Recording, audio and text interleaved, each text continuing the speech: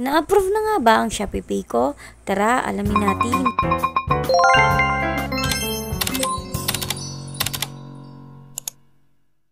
So, nung nakaraan ay may in-upload ako na video na nag-verify ako ng aking ShopeePay wallet. Actually, July 14 ko to ginawa. So, ayan, nag-submit ako, binigay ko yung requirements nila. At nung matapos na ako, ang sabi nila is mag-wait lang daw ako dahil nga ang daming nag-verify ngayon sa ShopeePay. Kasi nga, diba, nagbigay sila ng palugit na July 18 lang dapat ma-verify na ang ShopeePay. Kaya yung mga Shopee user siguro is nataranta, kaya talagang sabay-sabay nag-verify yung mga tao. So, ito na nga, 10 days na ang nakalipas at bibigyan ko na kayo ng update. So, sinilip ko siya kahapon, which is July 24. At kung makikita nyo dito, yung ShopeePay ko is still verifying pa rin. Tapos, nagulat ako is may ganito sila. Verify your account to keep access to ShopeePay services. Pag na fully verified daw, ay magkakaroon ng 10 pesos dito sa ShopeePay. Imagine na, gumagawa na talaga ng paraan si Shopee para mag-verify yung mga Shopee users. Which is, hindi ko naman maintindihan kasi kung gusto talaga nilang ma-verify yung mga Shopee users, bakit pahirapan sila mag-verify? So ito, halagpas-lagpas na sa palugit nila ha. Kasi ang sabi nila, July 18 daw dapat verify na. July 24 na, wala pa rin silang update kung verify na ba ako or hindi. So today, July 25, chinek ko ulit siya at ganito naman yung lumabas. Bukod dito sa 10 pesos na ShopeePay kapag verified nila is nagulantang ako kasi ganito yung nakita ko. Failed na naman siya. Which is, hindi ko naman malaman kung ano yung dahilan. Kaya dali-dali akong pumunta sa notifications, clinic itong finance updates. Dito nyo kasi makikita yung mga notification tungkol sa SPayLater, S-Loan, or sa ShopeePay. So ayan, makikita nyo nakaalagay is identification failed. Sorry nga daw dahil sa due to failure to comply with the verification process, kaya nag-failed yung verification ko. Wala talaga akong ka-idea kasi alam ko tama naman lahat yung ginawa ko, yung process nila sinunod ko naman, anong ID yung binibigay nila sa selfie, tama naman lahat. Kaya hindi ko alam kung ano yung naging failure ko dito sa verification process. Kaya ang ginawa ko is clinic ko siya, tapos ganito naman yung lumalabas. Wala talaga silang binigay na specific na hilan. Like before kasi, halimbawa kung sa ID, sabihin hindi nag-match yung ID nyo, or kung meron kayong active na ShopeePay, sasabihin din nila ulit. Pero now is wala talaga silang nakalagay, which is medyo nakakalito talaga. Alam ko, hindi lang ako yung nag-iisang hirap na hirap mag-activate ng ShopeePay. Alam ko marami tayong nakakaranas nito, pero sana medyo bawasan na ng Shopee yung paghihigpit nila sa ShopeePay. Lalo naman na kung activate nyo na yung SPayLater at S-Loan. Kasi for sure, isang details lang naman yung ilalagay natin ng lahat eh. Which is sa atin lang din naman. Dahil ngayon nga ay hindi na pinapayagan ni ShopeePay yung iba't ibang ID sa bawat isa. Sa Shopee, iba yung ID, or I mean sa ShopeePay, sa SPayLater at sa S-Loan, hindi na pwede magkakaiba yung mga ID na gagamitin nyo. So sana medyo bawasan na ng Shopee yung paghihigpit nila kasi